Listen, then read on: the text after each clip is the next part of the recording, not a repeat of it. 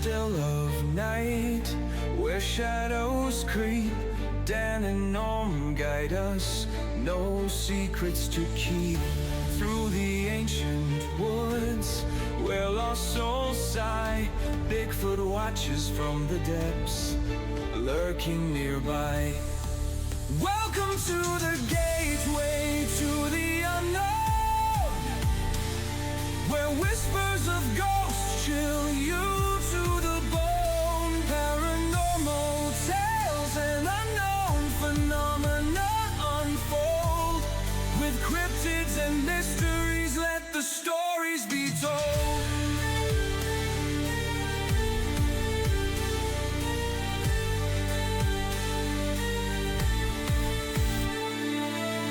Echoes of laughter from realms out of sight.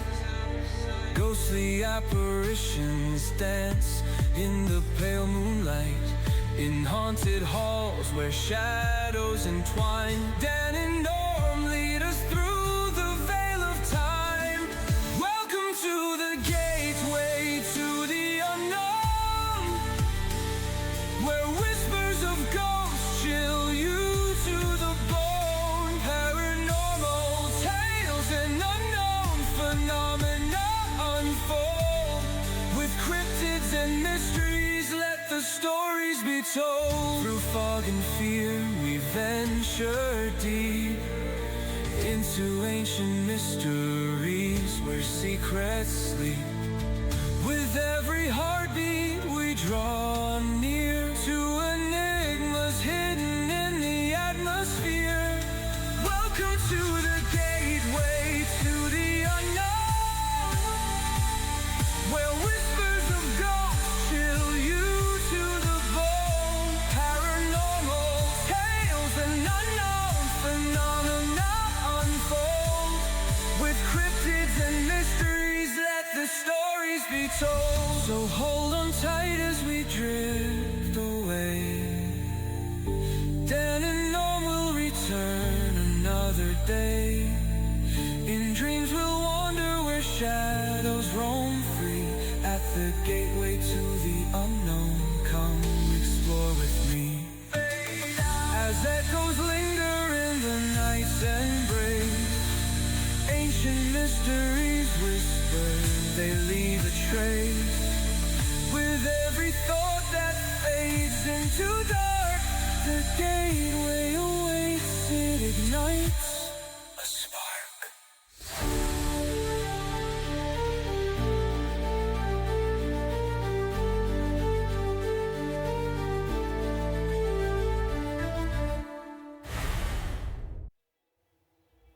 Demons and malevolent spirit are among the most chilling and persistent elements in humanity's supernatural lore. Across cultures, they're credited with causing illness, nightmares, possessions, or even influencing large-scale evil. Some traditions see demons as fallen angels, others as elemental spirits gone rogue, or as entities that feed on fear and suffering. Reports of creeping shadows, sinister voices, poltergeist-like interference, or inexplicable malice are often pinned on these dark presences. Skeptics argue much of it can be explained by psychology, hallucination, or environmental factors.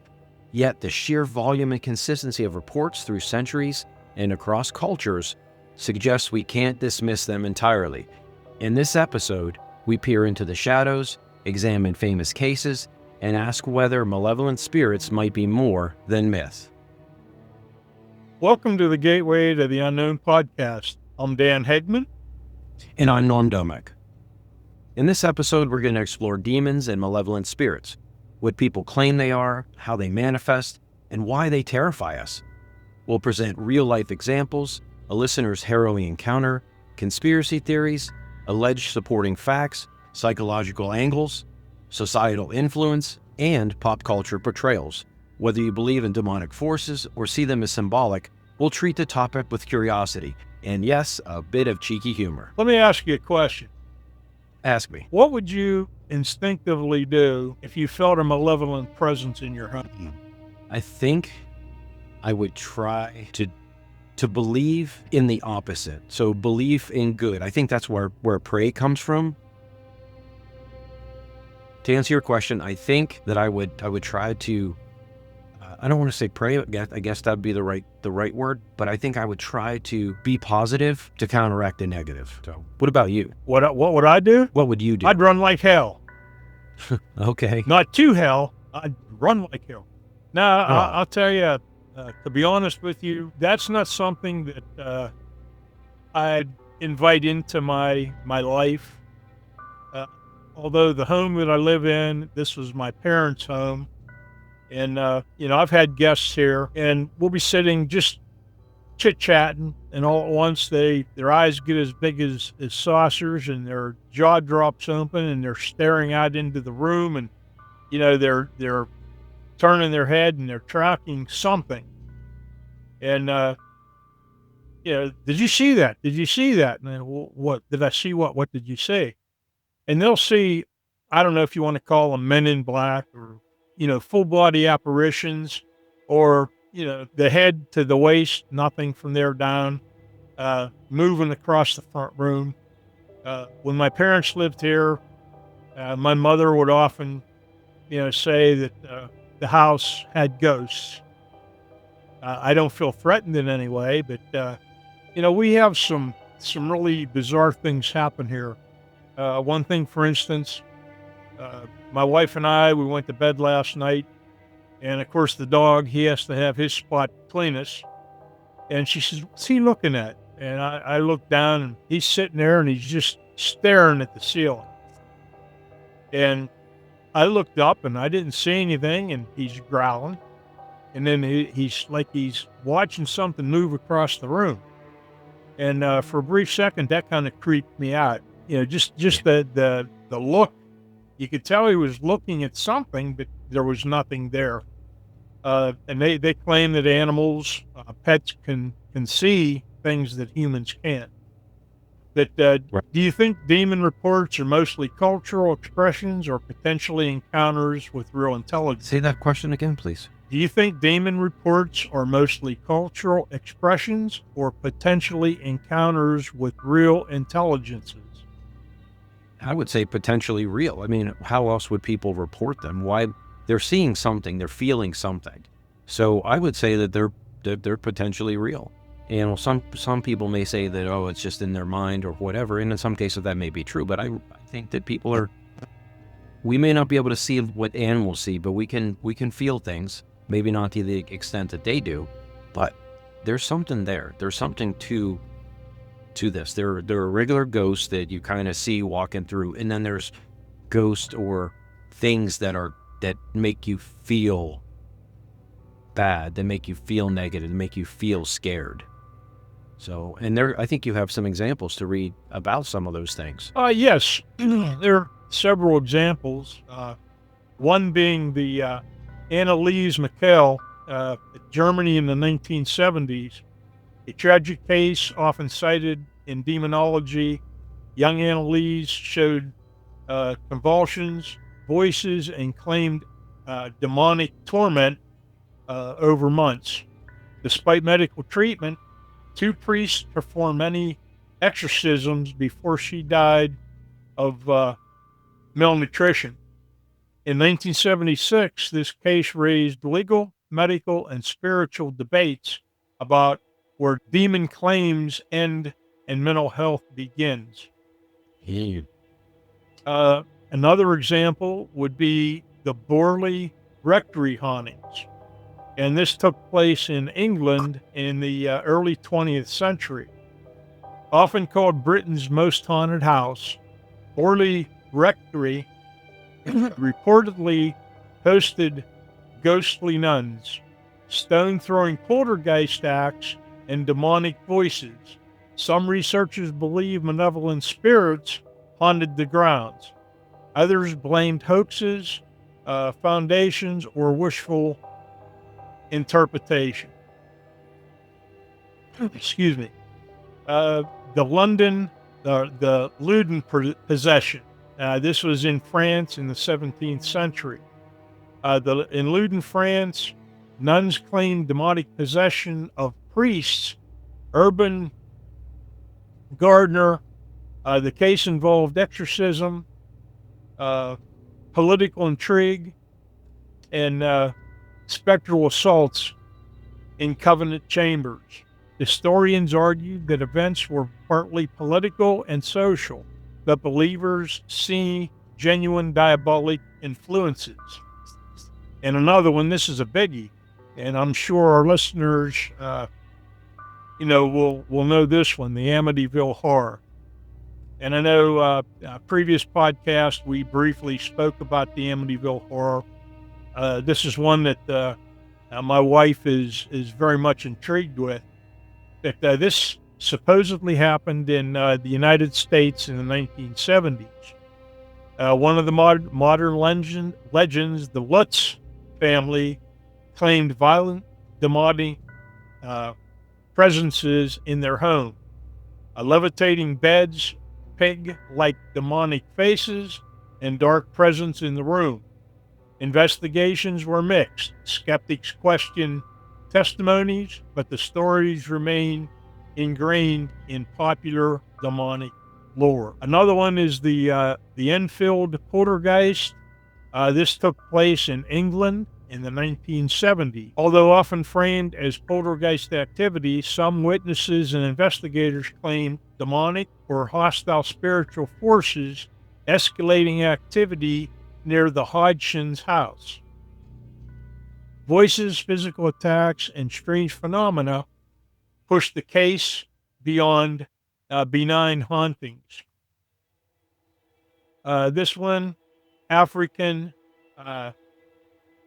Shetani sightings, East Africa. The Swahili-speaking religions. Shetani are malevolent spirits blamed for mischief, possession, or attacks. In Zanzibar and Tanzania, panics have erupted over bat-like demons. They called them Popo Bawa, that terrifying neighborhoods with nightmare assaults. And of course, not only in Africa, but there have been reports of similar incidents happening here in the United States. Another one is Chinese Wang Lang. This is through folklore. The Chinese tradition, Wang Lang, are malevolent spirits said to lurk in the wilderness.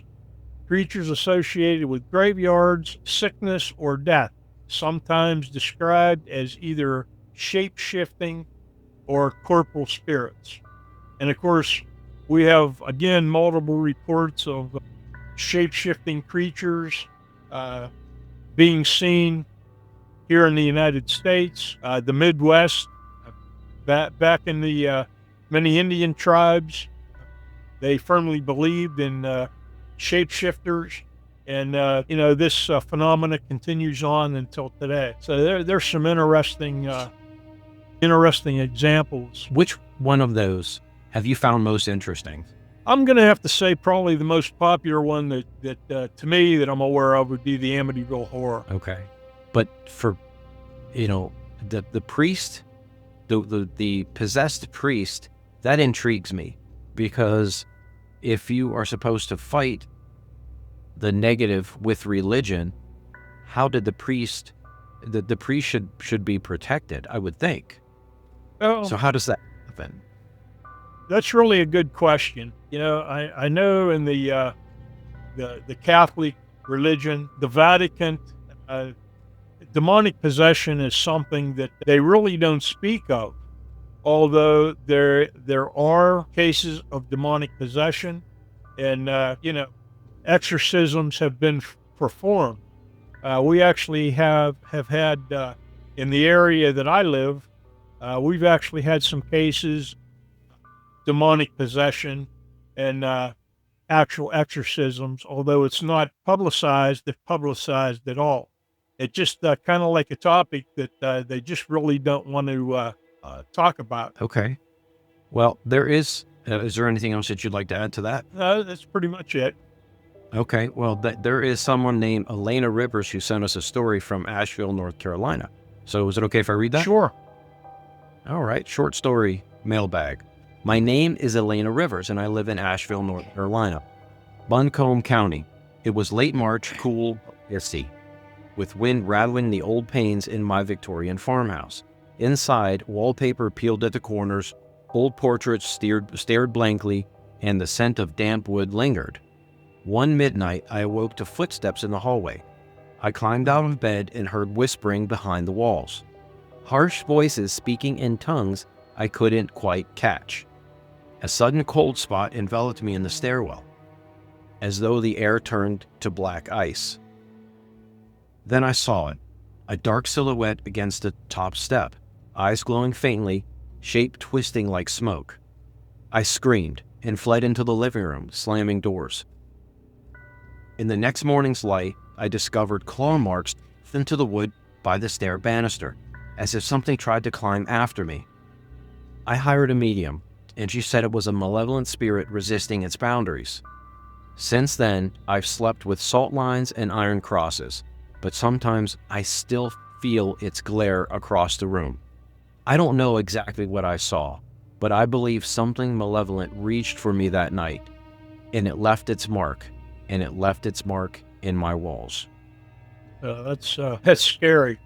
That is scary. Would you treat that as a sign of terror or? I feel like a warning would be something that it wouldn't really scare you like that. So I would think that would be a terror. I think that would be a terror because it didn't seem to want to connect with her to convey anything. It just seemed like it wanted to scare her. So I would think it would be a terror. What do you think? I'm inclined to have to agree with you. I definitely wouldn't say that it was a warning. I think that the intent was there to create fear and to literally scare her. Do you think protections such as salt, iron, rituals, do you think those types of things actually work? I think the power of the mind can do anything, including ward off malevolent spirits or whatever. Our mind will create the world around us. And so if we want to create a world where something is there or is not there, our mind can do that. So I think the protections like salt and rituals such as prayer, I think that will help focus our mind to create those things. So yes, the protections work, but only if we really believe it and we really fuel those protections with emotion. Yeah, there are a lot of superstitions such as taking a pinch of salt and throwing it over your right shoulder. Like putting a trail of salt down across the threshold of your front door. For me, I think that those types of things are more to soothe the mind. There's ultimately something to it. Otherwise, they wouldn't use these types of practices when it comes to, demonology or, things of that nature. So they're still around. So you think they're around for a reason? Absolutely. Absolutely. Okay. Well, let me ask you this. If you woke up to a situation like she did, Elena, if you woke up to a presence like that, what would you do? Would you stay? Would you flee? You pray? What would you do? I'd have to be 100% honest. I honestly don't know how I would react or what I would do. Like I had stated previously, this type of topic or subject, I don't invite into my life. I know, I watch the programs or the shows on TV and I've read some of the books, and ultimately, do I believe that there's anything to this? Yes, I do. But it would depend on the circumstances. It would depend on how frightening the circumstances was. I definitely wouldn't stay, but I would probably, because of curiosity, want to try to find out more, and then I would probably flee. How about you? Well, I would Number one, I'd put my pants on. First thing, put my pants on. So Then you sleep in the buff? most of the time. Oh, they say Most that that's healthy. I don't know, but you know, I feel healthy. yeah. If it I works, feel like I am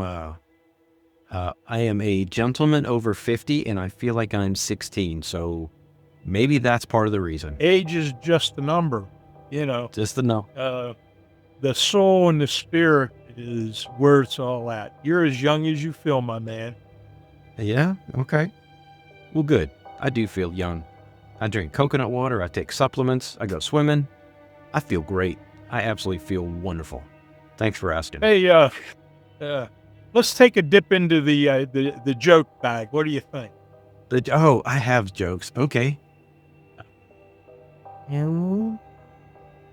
I'm done dating demons. They're too possessive. Dan? Oh, you got some too? I got you. I got you. Why do demons hate fitness? Why's that? Because they don't like being exercised. Okay. You got anything else? I do. I have several. How do you turn a demon into an angel? I don't know. Sprinkle with holy water? You scare the hell out of them. Okay. So, speaking of holy water, I threw holy water at the demon and tried to banish it back to hell. Did it work? My wife was furious and told me not to treat her mother like that. There are reasons there are so many demons out during lockdown.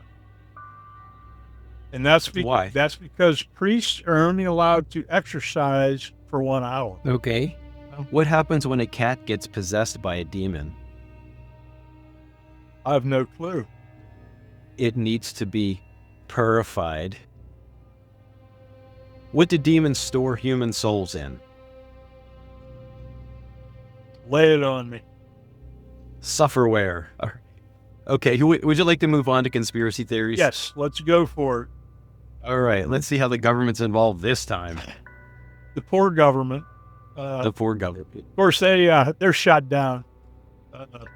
They just want an extended vacation. You know, Yeah. sad it really is. People are suffering because of, well, conspiracy theories. Some believe intelligence agencies study demonic entities in secret, blending occult research with defense strategies. Here we go. And you know, I kind of believe that. You know, you think, well, hey, let's sick Satan on the Chinese, or let's sick Satan on, you know, on this group of people. It just wouldn't surprise me. Another one would be the secret occult societies maintain control by summoning or bargaining with malevolent spirits. And I think there's something to that. You know, I know that, you know, some of these groups or orders, that's what you'd want to call them. I know a couple people that they're involved with some of these organizations, and they're not even allowed to tell their wives what they do, where they go. Women are not allowed any way, shape, or form to be involved with this organization. Men only. And you know, a couple guys that I worked with, they belonged to an order, and they did. I don't know if they still do. But you know, lunchtime, you'd just be sitting there, and they'd be talking amongst themselves, and you'd hear them saying things, and you know, some of it was pretty, you know, pretty scary. You know, the stuff that they'd get into, or the stuff that they would do, and you know. Can you give us a small example, a short example? I recall one time they were talking about. They had a icon that they worship, and they actually performed satanic rituals. And you know, I just thought to myself, you know, what the heck are these guys into? What are they talking about? And I used to have a photography business. I did that as a sideline job, And because I worked with these guys, they asked me one time, hey, would you like to come and would like to have some pictures taken? And I said, well, yeah. I said, I'm not going to do it for free. I have a rate that I charge. And I said, I'll charge you a flat rate. Well, bottom line is, when it boiled down to the date and the time that this event was going on, I got there. And because I wasn't a member of the order, the higher ups, or so-called higher ups, they wouldn't even let me in the building. So, Yeah. I never got a chance to take any photographs, but, I heard them arguing and bickering amongst themselves. And, I thought to myself, man, I don't want to be involved with this any way, shape, or form. So I was actually, in a way, kind of relieved that, they wouldn't let me in the building that they practiced this stuff in. So Right. probably better off, because, like I said, and I've said it a couple times, I just don't invite this kind of stuff into my life. I know it exists. I know it's out there, but, you know, they tell you, you don't open a doorway that you may not be able to close. And you don't invite negativity into your life, because you may invite something that you wished you would have never have done so, and find out that it's almost impossible to get away from it.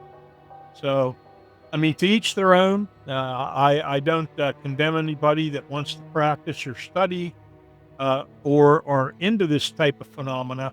It's just, personally, myself, I just don't invite it into my life. Right. Okay.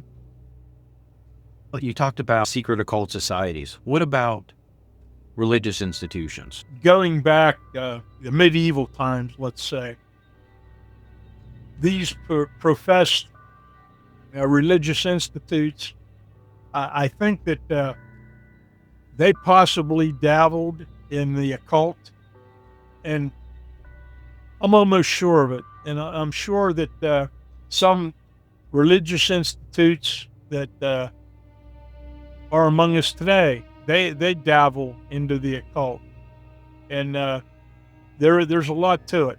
And why, I can't answer that. I'm sure that it's going on, and it could be happening right now, for all I know. Well, and there's the good and the bad, right? Or what we perceive to be good and bad, light and dark, positive, negative. If you agree, or if a person agrees that, okay, there's got to be a duality. If there's something that's bad, then there's ultimately something that's good. That's the whole yin and yang. There's equal amounts that have to exist for balance. And if you know that something bad exists, and you acknowledge that the equal and opposite must be true, that good is around, why would you choose the negative over the positive? Why would you choose the hate instead of love? Why would you choose the bad instead of the good? I don't understand that. If you know that you have the choice, why would you choose something that's not good? Well, You know? there are a lot of evil people in the world, and they would choose evil over good.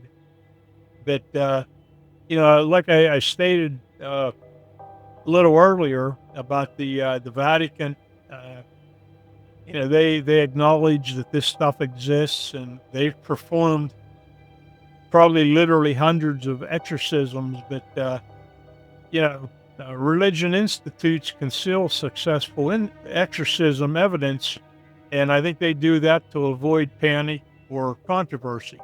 And that's Okay. probably why they just simply don't publicize it or talk about it. And then certain media or entertainment pushes demonic themes to desensitize society and open spiritual doors. So, of course, the media, they're going to capitalize on it. And unlike anything, there's probably a lot of money to be made. All right. Well, there's some alleged facts, and some of them, one of them is many religious traditions hold detailed demonologies and spiritual hierarchies as canonical truth. Another one is historical documents record exorcism in cases of alleged possession across centuries. Another one, some modern psycho-spiritual studies describe experiences indistinguishable from demon encounters to those affected. Reports of malevolent spirits appear in Christian, Islamic, and indigenous belief systems independently. In anthropology, possession states are documented globally under many names and practices. Some neurological research links temporal lobe disturbances and sleep paralysis to sensations of evil presence, which could mirror spirit narratives. The emotional and traumatic significance in reports, verbal threats, physical aggression often differentiates these encounters from benign hauntings. And the last one I have here is folklore entities like the Nakalivi, the Orkney demon, the Wangalang, the Chinese spirits, and the Shantai, the East African, still surface in regional reports pointing to persistent mythic frameworks. So let me ask you, Dan, which of these facts gives you the most pause or credence? I'd have to say historical documents, records of exorcisms, and cases of alleged possession across the centuries. Okay. So what are some of your thoughts about these negative spirits? And it's not just in one city or state or even country. It's worldwide, and it's not just recently in the past 100, 200 years. It's all through history. So what do you think that speaks to? You know,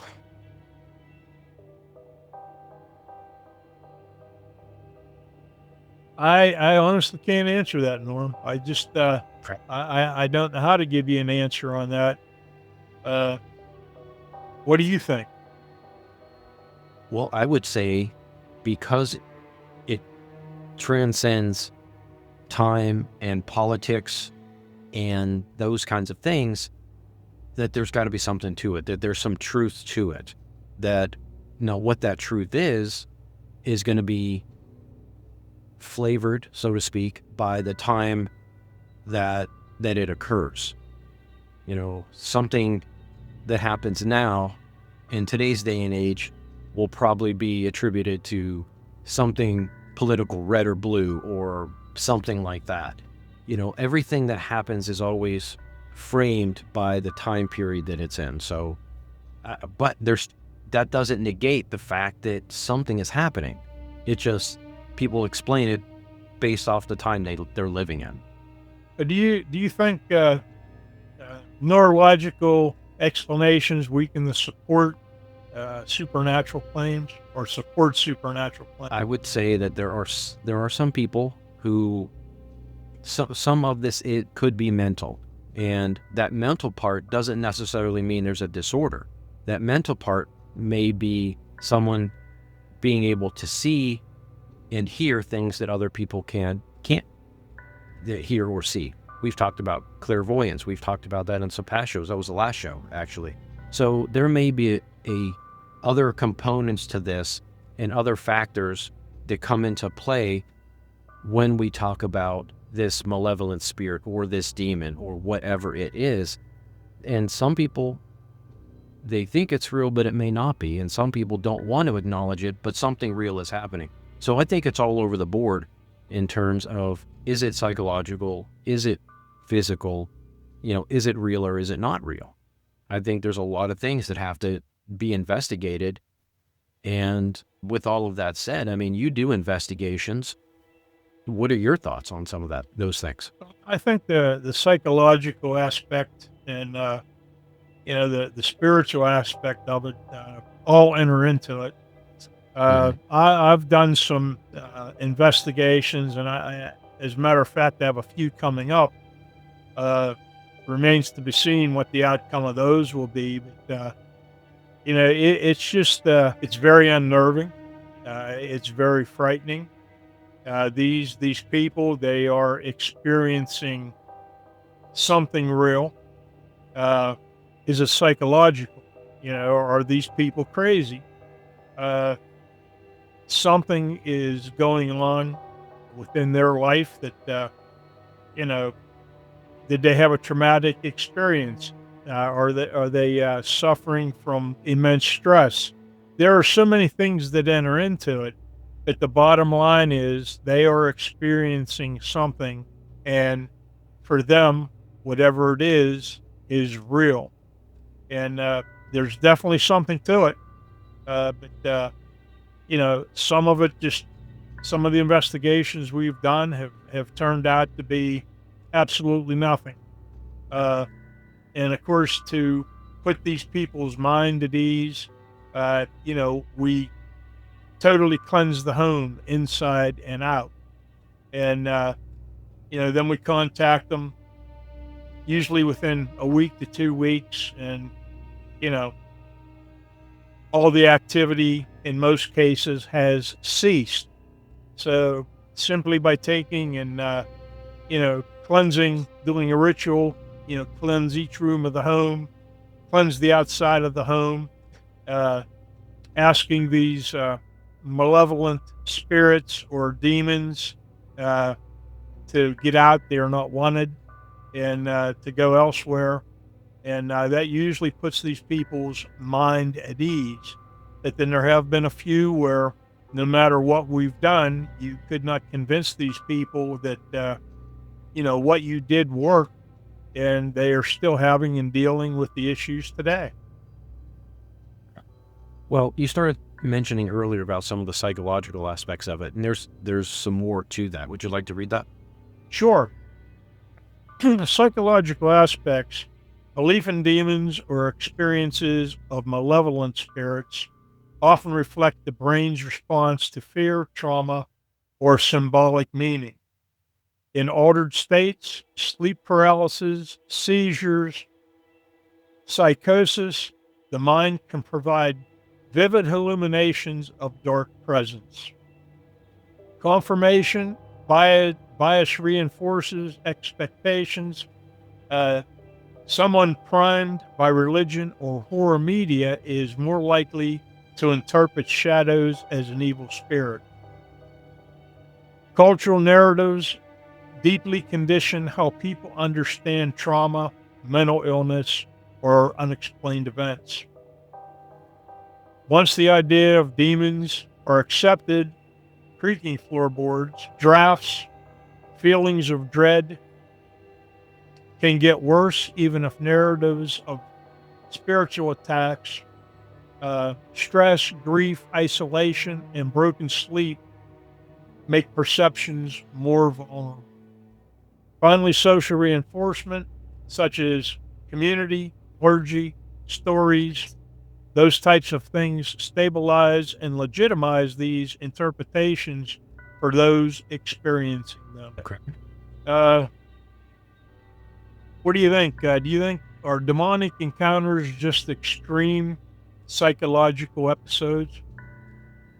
I think in some cases, sure, but not all. I think that people can watch a scary movie or read a scary book, and their mind can loot that and be creative and add to it, especially if there are, other mind-altering substances involved, whether it's, booze or drugs of some sort. Couple that with a scary movie, couple that with being alone in a dark house, or any other number of factors. I think all of that can create a situation where it either is real, they're manifesting some dark energy, or it's not a dark energy, it's just a sound. It's a gutter banging against a side of a building, but in their mind, it's a demon banging the war drum, marching to get them. Our minds can play tricks on us. Oh, absolutely. Absolutely. And we like to be scared. We like to be scared. If we didn't like to be scared, there wouldn't be roller coasters for that adrenaline rush. There wouldn't be scary movies and scary books and haunted hay rides and all of that. We like to be scared. We like that adrenaline rush. Absolutely. Does belief in demons cause experiences, or do experiences cause belief? I would say both. Again, I think that there are people who don't believe, and then they see something, they see a person levitating, or they smell sulfur and they hear animal noises. And so they didn't believe, but they saw or experienced something, and now that they do. And the opposite is also true, where people can manifest these ideas in these situations because they want to have that experience. And I experienced the sulfur smell here the other night. But, I attributed that from eating beans for dinner. But Oh boy. can the mind conjure something that truly feels external? So I'm sorry. I was just thinking about how people blame me for the sophomoric humor on this podcast, and it's not always me. So thank you for proving that. So what was your My question? pleasure. My pleasure. Ah, can the mind conjure something that truly feels external? Yes, absolutely. Imagination is a wonderful thing, and it could be a horrible thing depending on your mindset. What's your perception? What are you going into? What's happening before you're visualizing a scenario? If you want to have a calm experience, you slow your breathing, you think of a babbling brook and lightly swaying trees, and you put your minds in that, you create that situation. Our minds don't know what's real and what's not. We when we create that scenario, we're creating our reality. And so when we do that same visualization, but we add in clowns that are bloody, and snow and ice and cold and blades and all of these things that are not comforting, then sure, that those feelings can absolutely become real. They have to. In some cases, that's how writers get in the mindset of creating a captivating story. They create that, right?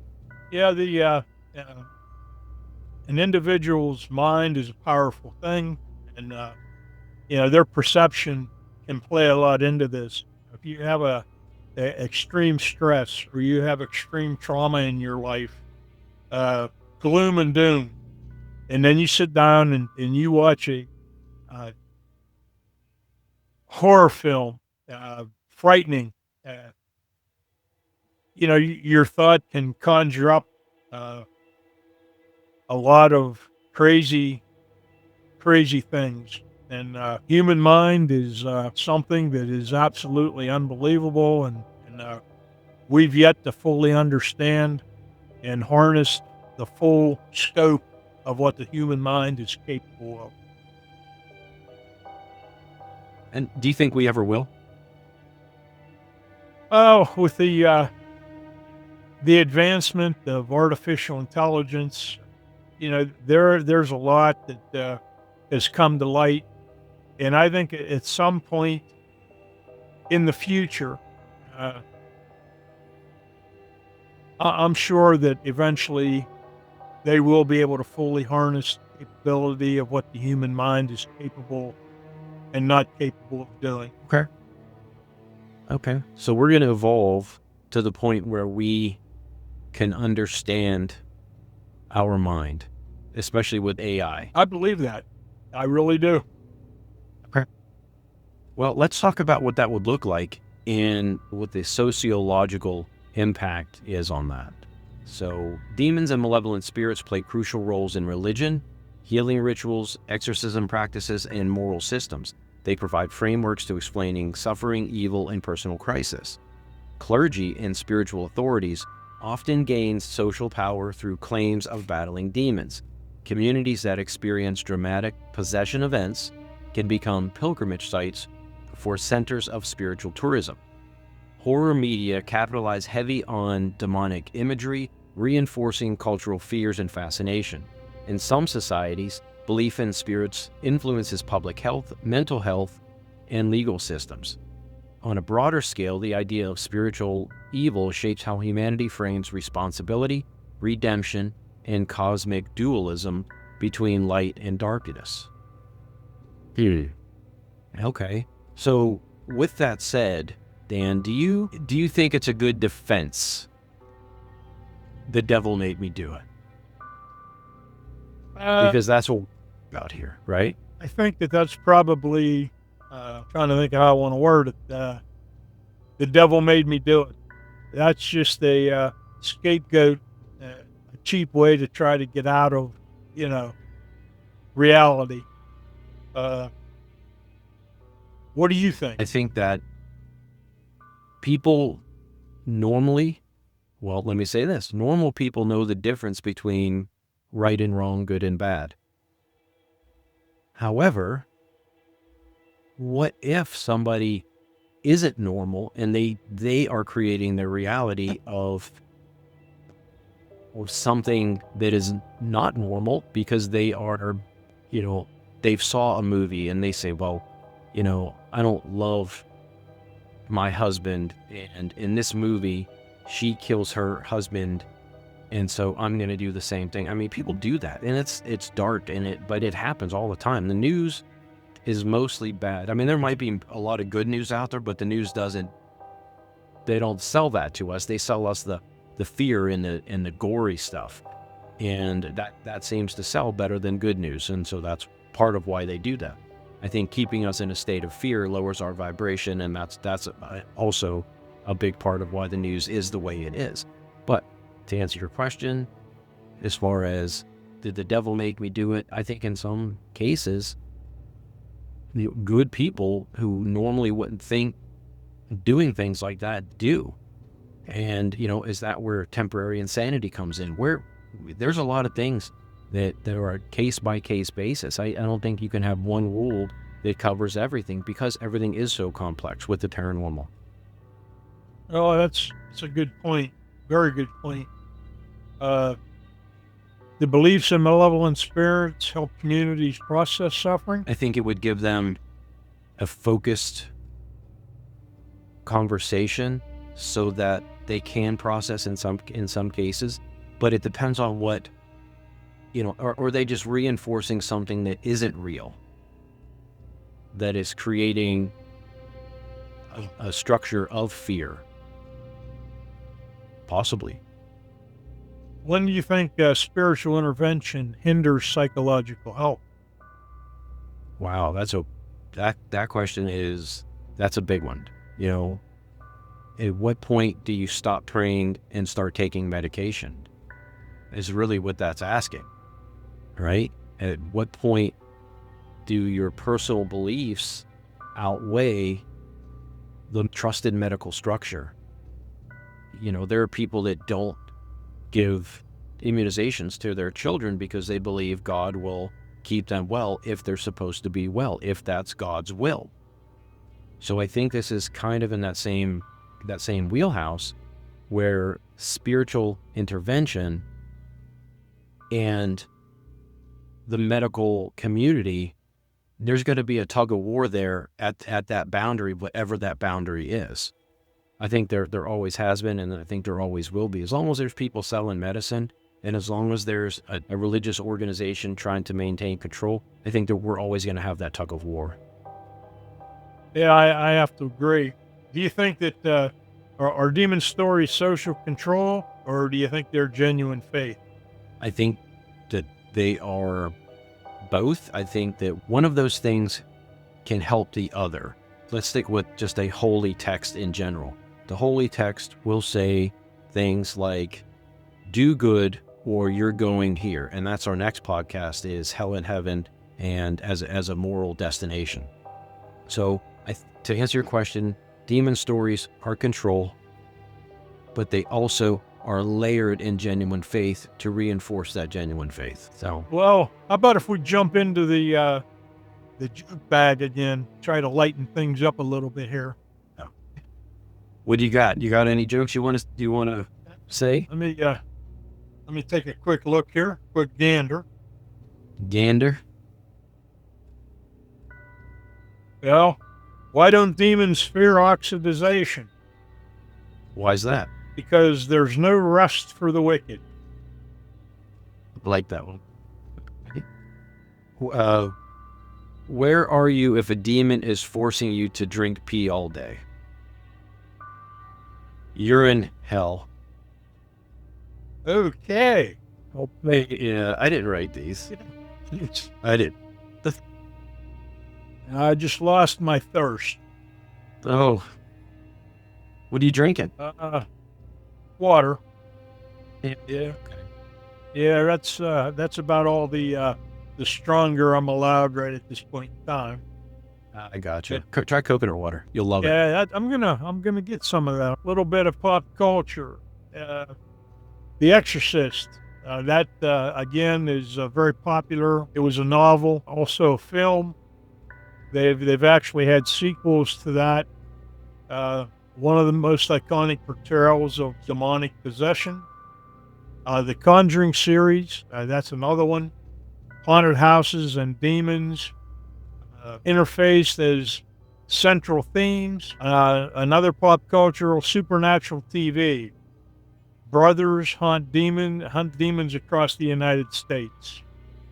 The Rite, that was a film. Priests and seminary students confront demonic forces. I believe that I've seen that once or twice. Another one is Hellboy. That was comics and also films. They've had several sequels to that, and that deals with demons, supernatural invasion, and redemption. Another one is Good Omens, demon angel partnership with cosmic stakes. Another one is Constantine, exorcism, demons, and spiritual warfare in a modern setting. Another one, numerous horror podcasts and audio dramas centered on demonic encounters or possessions. And then another one, reality TV, and that has to do with exorcism show, emphasis dramatic demon expulsion. It's for audience ratings. And those are just a few in the pop culture section. Do you have any of those that you like? If I had to pick one, I'd say probably The Exorcist. Pretty provocative, pretty frightening. How about you? I like The Exorcist. I haven't seen the new one, which is I think a prequel, but I do like Constantine with Keanu Reeves. That movie's a good movie. It's set in Mexico. I don't want to give too much away. If you haven't seen it, I would check it out. It's pretty good. Yeah, which It's a good get. Which demon portrayal in pop culture feels most chilling to you, Norm? I don't know them by name, and even if I did, I don't know if I would say the names because there's some power in that, right? About the power of the spoken word. You know, I don't want to it's like saying Beetlejuice 3 times, but you know, I'm not going to do any of that. So I will say that I don't know if I will give names, but I will say that they do have names, and they are listed in holy texts, and some of those names are in different holy texts. It's the same name that's in multiple places. So what does that say? Does that say that they're real? I mean, if it's good enough to be repeated in multiple religions, right? How strong was that demon? And I guess there's different levels and different powers and, you know, strengths or whatever to these different entities. I just don't know because they say a upper level demon or, you know, higher ranking or whatever. But to answer your question, I don't want to say names, but they're all, if they are repeated, if they're even listed in one holy text, I don't want anything to do with them. How about?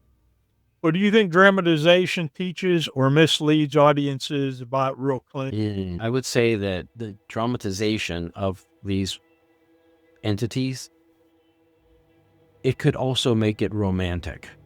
There are plenty of movies out there where Lucifer is the sexy person who's smooth talking and all of that. And I don't think we should do that. I just don't think we should do that. To romanticize and things like that. So I don't know. If it's bad, keep it bad. But I know that there are people out there that do worship these negative entities, and in their mind, they're not bad. That's their God. So who's going to portray their God as evil? They want their God to be better than the others or whatever. You know what I mean? Does that make sense? I have to agree with you. If you could, which show would you guest star in as a haunted poltergeist? Does it have to be one of these pop culture shows?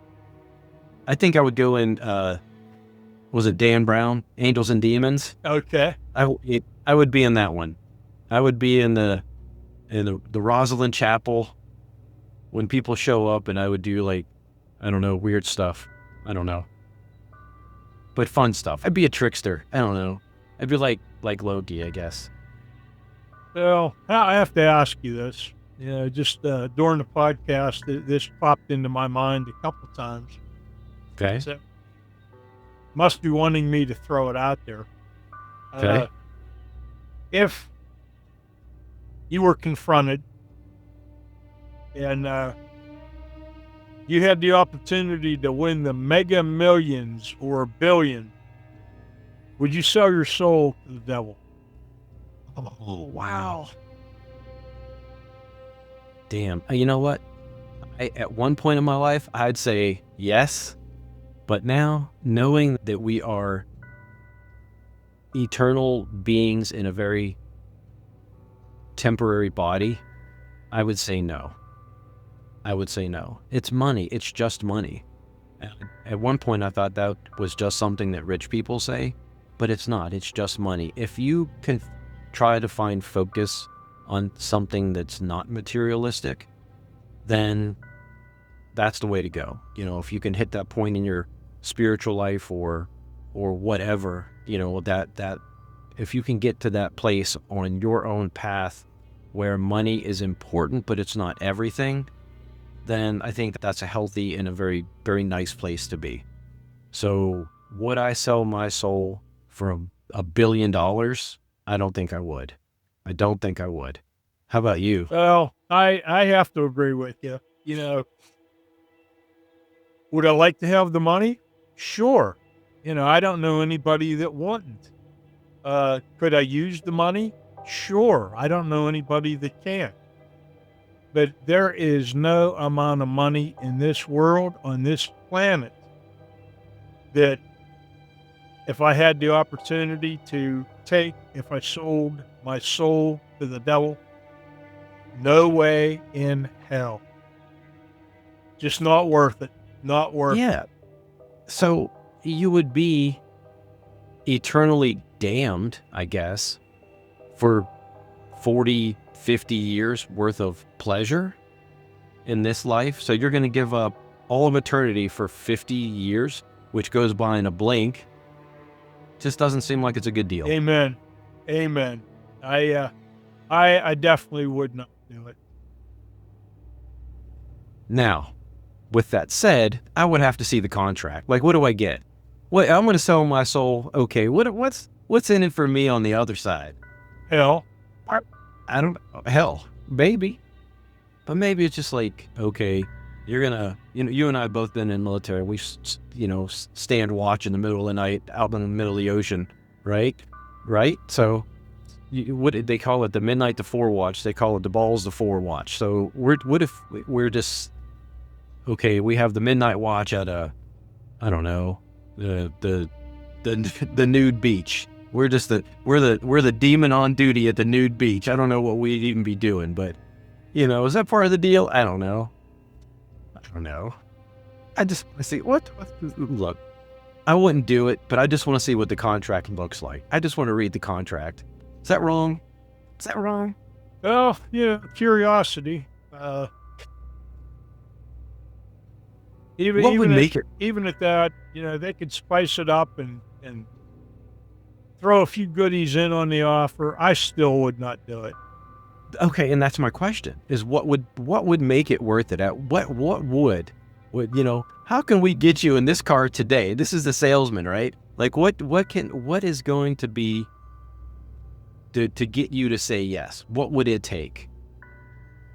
What would it take? If money's not it, what would it take to get your soul? It just, You it's know, not going to happen, to spend, just to spend eternity in hell, uh, and sell your soul to the devil. Uh, you'll have riches far beyond that $1 billion in heaven. And, you know, you'll have everything that you want in heaven. But, what you'd be limiting yourself to is eternity in hell and misery. And, no amount of money in the world. I just wouldn't do it. I know that there are religions that say you get like 72 virgins if you die a martyr and whatever. And that, I guess that's the heaven side of it. But I don't understand that either. Any promises that are made, especially like that, like do this now and you'll get this later. I think all religions have that to some degree. You know, do good now and you'll get to heaven later. Do this and you'll end up in hell. And that's the whole next podcast. So I don't want to get too deep into that. But let's talk about the 72 virgins. Since it's on the table now. Oh, Norm, I can't handle one, let alone 72. So, but here's what I don't understand about the 72 virgins. Okay, you get 72 virgins. Oh, supposedly to sleep with them, I guess, right? Is that how this works? You might be opening up a can of misery too, Okay, but why would you want 72 virgins? Because they're untouched, right? So then you touch them, now they're not a virgin. So now you have 71 virgins after the first one, and at some point they're not going to be virgins. So how's that work? Would that be kind of like 100 bottles of beer on the wall? Yeah, that's exactly what it is. 72 virgins in my tent in the desert, 72 virgins in my tent. I mean, we can sing the whole song. Well, once that bottle's tapped and it's empty, all you got is just an empty bottle. Empty bottle. Yes. Wow. Who wants an empty bottle? But see what I mean though? Like the promises later, are they worth what you do in this life? So that was a big question, Dan. Would you sell your soul? And what would it, I think I added on what would it take, but I think you said, would you sell your soul for $1 billion? Man, that'd be however much time you got left. That'd be a good time, I guess. Because if money is freedom, you'd be free to do anything. Well, you got to look at it in this respect. You get that $1 billion today, and tomorrow you may be gone. Right? Was it Alanis Morissette had that song? There was a man, he was like 90. He was 98, played the lottery, won the lottery, and died the next day. There's a line in one of her songs. So yes, you can sign the contract and then bond. So I don't think it's worth it. No. I mean, I just don't think it'd be worth it. And I don't know. So I tell you what, let's move on. And I kind of want to hear from our audience, because we do have thousands of listeners. I want to hear what would make it worth it to sell your soul. What would that cost? That's a good question, and I hope our listeners out there, I would be curious, would you or wouldn't you? Would the money mean that much to you that you would give up everything else? Let us know. We can do a poll. We'll take a poll on Facebook. A lot of our listeners are on Facebook. We'll take a poll, and I know some people are going to read it, and they're going to want to check yes or no or whatever, but they're not. They're just going to sit there and think about it, and that's okay too, because that's what this podcast does. It's about to get you thinking and have a little bit of fun, poke some humor at stuff, at the big questions like that one, So I tell you what, let's move on to the conclusion here. And so Conclusion is, demons and malevolent spirits remain some of the most potent figures in human imagination and fear. While skeptics explain them as psychological artifacts or cultural expressions, believers throughout history have claimed evidence too compelling to dismiss, whether they are real entities, metaphors for internal struggle, or a combination of both. Their influence is undeniable in spirituality, art, and human experience. The boundary between mind and spirit may blur in darkness, and reports of contact, though terrifying, invite us to look deeper. If you've ever felt pressure, heard voices, or sensed the presence that defied explanation, we want to hear your encounter. Share your story with us, because the unknown doesn't just lurk out there. Sometimes it lurks next door. So with that said, thank you for listening to this episode. This is season 2, episode 3. This is the 12th podcast in our series of 54. And we appreciate you listening. So Dan, is there anything you'd like to say? Amen. Yeah, there'll be many more interesting topics that we plan on presenting. And we truly, truly appreciate each and every one of you. God bless you. And like Norm said, we want to hear from you. Tell us what you think. We're always looking for a way to make our podcast more interesting. We're always looking for a way to make it better. And give us your ideas. Give us your input, because that's very important. And thank you. Thank you for tuning in. Thank you for building our podcast to what it has become. It's grown beyond our wildest dreams. And we owe it all to you, our listening audience. Stay safe out there. God bless. And we'll see you next episode. All right. Take care, everybody. Bye.